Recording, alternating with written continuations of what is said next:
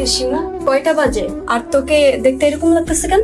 আরে আমি একটু আরাফের সাথে দেখা করতে গিয়েছিলাম, তাছাড়া একটু লেট হয়ে গেছে তো তাই আরাফ আমাকে ড্রপ করে দিয়ে গেছে। জানিস আজকে না একটা কাহিনী হয়েছে। কি কাহিনী? আরাফ আর আমি গল্প করতেছিলাম, ওই টাইমে রাকিব চলে আসছে। ভালো কথা, আমি ওকে রাকিবের সাথে পরিচয় করেছিলাম আরাফের সাথে। রাকিব দেখি কোনো কথা না বলে অদ্ভুত একটা আচরণ করে এখান থেকে চলে গেল।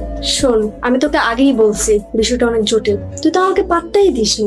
আর রাকিব ভাইয়া তোর এই মুহূর্তটা দেখে সে অনেক কষ্ট পেয়েছে, কারণ সে তোকে অনেক ভালোবাসে। কি জানি, কিন্তু আরেকটা বিষয় নিয়ে টেনশন হচ্ছে। ও এখান থেকে চলে যাওয়ার পর থেকেই আমি ওকে কল করতেছি, ও না ধরতেছে আমার কল, না কোনো মেসেজে রেসপন্স করতেছে। ওকে আমি কোথাও খুঁজে পাচ্ছি না। এটা কি স্বাভাবিক না?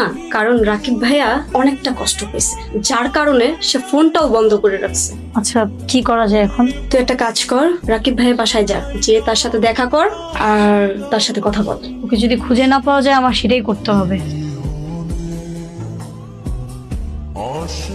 রাকিব, রাকিব কি হয়েছে তোমার? ফোন ধরছো না কেন?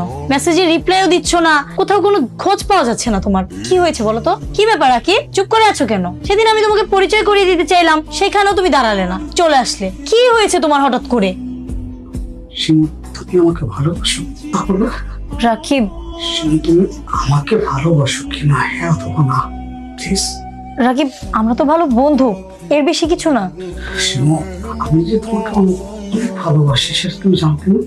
হ্যাঁ, সেই কথা তো তুমি আমাকে সবসময় বলো। আমরা তো ভালো বন্ধু, তাই না? আর বন্ধু হিসেবে তো তুমি আমাকে ভালোবাসার কথা বলতেই পারো। বলতেই পারে, মানে তোমার কাছে ফান মনে হচ্ছে? রাকিব আমার কথাটা একটু বোঝার চেষ্টা করো। তুমি আমার ভালো বন্ধু, তোমাকে আমি সবসময় বেস্ট ফ্রেন্ড মনে করে এসেছি, তাছাড়া কিছুই না। রাকিব, আমি সিরিয়াস। রাকিব আমি তোমাকে বন্ধু ভেবে আমার কাছে টেনে নিয়েছি, তুমি যে বিষয়টা এত সিরিয়াসলি নিয়ে নিবে আমি বুঝতে পারিনি। আমি যেদিন তোমাকে প্রথম দেখেছি সেদিন থেকে সবসময় আমার মনের ভেতরে একটি মানুষের চোখ। আমি রাস্তায় ঘন্টার পর ঘন্টা দাঁড়িয়ে থেকেছি তোমার চোখ ভেতরের অনুভূতিগুলোতে, শুধু তুমি।